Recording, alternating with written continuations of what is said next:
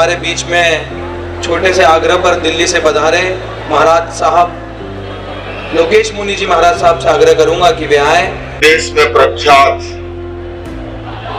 स्वच्छ नगरी का खिताब दर वर्ष हासिल करने वाली सांस्कृतिक नगरी इंदौर के जागरूक और जीवंत श्रोताओं को बहुत बहुत अभिनंदन।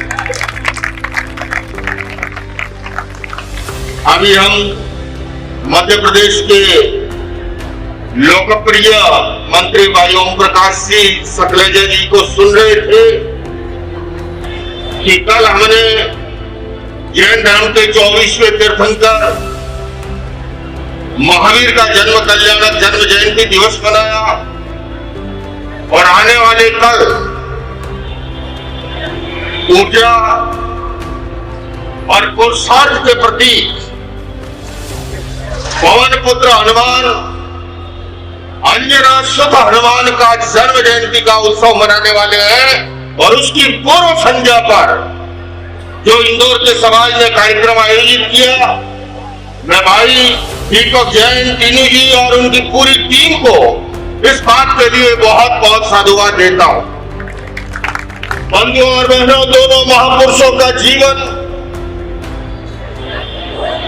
तात्कालिक समय में जितना प्रासंगिक था, मौजूदा समय में उससे अधिक प्रासंगिक हो गया है। जहां एक और महावीर का जीवन दर्शन अनेक वैश्विक समस्याओं का समाधान प्रस्तुत करता है, तो दूसरी ओर पुरुषार्थ और ऊर्जा के प्रति पवन पुत्र हनुमान जी का जीवन चरित्र न केवल हमें ऊर्जा और उत्साह की प्रेरणा देता है, बल्कि उसके साथ साथ एक नई दिव्य दृष्टि भी प्रदान करता है। जैन रामायण का प्रसंग है और उस प्रसंग के अनुसार मैं श्रोताओं से कहना चाहूंगा कि अगर हमारे जीवन के भीतर हनुमंत दृष्टि पैदा हो जाए, हम देखते हुए अनदेखी करते हैं, जानते हुए अनजान बन जाते हैं, सुनते हुए अनसुनी कर देते हैं। पर देखने की कला अगर कहीं से सीखनी हो तो पवन पुत्र हनुमान से मिलती है। जैन रामायण का प्रसंग कहता है कि जब प्रातःकाल सूर्य उदित होता है, बड़ा सुहावना लगता है सोने की थाल की तरह टंगा हुआ, किंतु वही सूर्य जब दोपहर को तपता है प्रखरता से, बड़ा किसी की मजाल है उससे आंख मिला ले। किंतु पवन पुत्र हनुमान ने देखा कि भाई सूर्य शाम को अस्ताचल की ओर जा रहा है, डूब रहा है। कहा जाता है वहां से उनको वैराग्य उत्पन्न हो गया, संयम उत्पन्न हो गया, और इसलिए हम कहते हैं संयम के प्रतीक दोनों महावीर को। यहाँ पर मैं देखता हूं, हो सकता है इतिहास की जानकारी ना हो तो कभी कभी हमारे पुराने जैन श्रावक श्राविकाओं को, हालांकि यहाँ तो संयुक्त कार्यक्रम है, लेकिन संयुक्त न भी हो, हनुमान जी के साथ जैन समाज का बड़ा गहरा संबंध है। मैं आपको इतिहास की जानकारी देना चाहूंगा।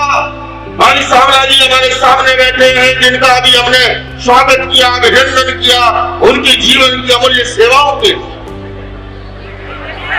एक जैन श्रावक श्राविका जैसे नमस्कार महामंत्र का प्रातःकाल स्मरण करता है, हमारे पुराने श्रावक श्राविकाएं उसी तरह हमारी बहनें खासकर जानती होगी 16 मां सतियों का भी स्मरण करती है। और आपको पता होना चाहिए उन 16 मां सतियों में अंजना जी एक मां सती है जो हनुमान जी की, जिनके अंजना सुत हनुमान कहलाए। उसी तरह से 16 महासतियों में सीता जी का वर्णन आता है। और मैं इंदौर वासियों से कहना चाहूंगा, आज केवल 2 ही नहीं, रामनवमी को हमने मर्यादा पुरुषोत्तम श्री राम का जन्मोत्सव मनाया, वो भी अनुशासन के, संयम के, मर्यादा के प्रतीक थे। हमने कल महावीर जयंती मनाई, वो भी संयम और अनुशासन के प्रतीक थे। और आने वाले दिन कल हम बजरंगबली हनुमान जी की जयंती मनाएंगे। मैं अधिक लंबा समय नहीं लूंगा, केवल इतना अवश्य कहना चाहूंगा, जैसे भाई अभी ओम प्रकाश जी ने कहा, धर्म का भौतिक विकास से कोई विरोध नहीं है, किंतु भौतिक विकास अध्यात्म की नींव आधारित होता है, तब जीवन के अंदर बंधन बनता है। हमारी महान भारतीय संस्कृति उसने सदैव संतुलन की बात की है। आप उपनिषद पढ़िए, पुरुषार्थ चतुष्टय की कल्पना की गई, अर्थ काम धर्म और मोक्ष। जब इन चारों में संतुलन होता है, हेल्दी सोसाइटी का निर्माण होता है, स्वस्थ समाज की संरचना होती है। चाहे आप जैन आगम पढ़ लीजिए, तीर्थंकर महावीर कहते हैं विवेक धम्म माइए। ये विवेक क्या है? ये विवेक यही है कि अध्यात्म और भौतिकता के बीच में संतुलन कैसे करना। आप भगवत गीता पढ़िए, गीता जी का आखिरी श्लोक है, यत्र योगेश्वर कृष्ण यत्र पाठो धनुर्धर तत्र श्री विजयो भूति दुर्वा नीति मधिर्मम।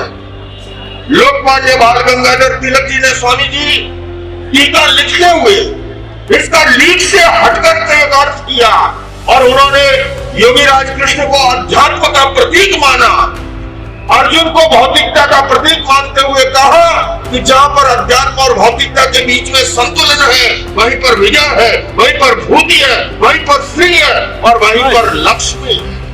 बंधुओं और बहनों, आखिर में मैं अपनी बात संपन्न कर रहा हूं, किंतु इसके साथ साथ इस भ्रम को भी मिटाना चाहता हूं। कई बार लोग कहते हैं कि अहिंसा ने हमें कमजोर बनाया। नहीं, उसका अर्थ है आपने महावीर की अहिंसा को ठीक से समझा नहीं। महावीर का कथन है, अभय हुए बिना अहिंसक नहीं हो सकता। अहिंसक होने की अनिवार्य शर्त है अभय होना।